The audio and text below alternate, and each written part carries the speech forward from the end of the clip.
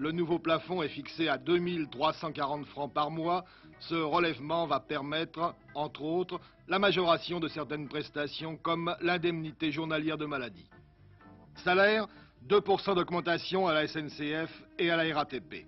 D'une manière générale, selon une enquête de l'INSEE, le salaire moyen en France, il s'agit du salaire moyen toutes catégories et toutes primes comprises, aura atteint un peu plus de 2000 francs par mois fin 1973.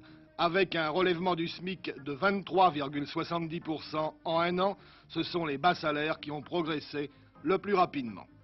Loyers, ils sont désormais bloqués jusqu'au 30 juin prochain, et cela pour lutter contre les hausses de prix. Consommation.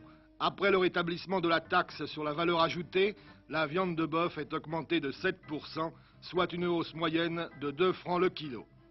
Commerçants, la loi d'orientation pour le commerce et l'artisanat, la loi Royer, est parue ce matin au journal officiel. Salariés, 4 autres lois sont également parues au journal officiel d'aujourd'hui.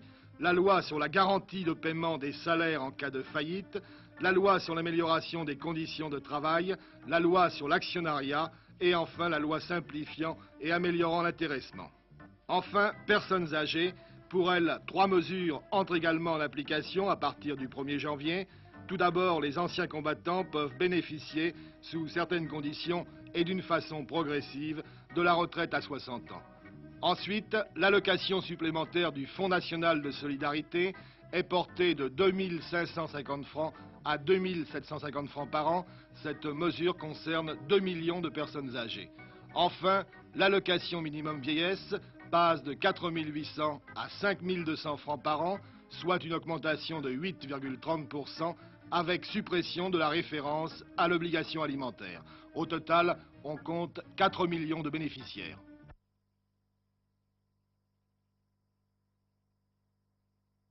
Roquette sur Phnom Penh dimanche matin.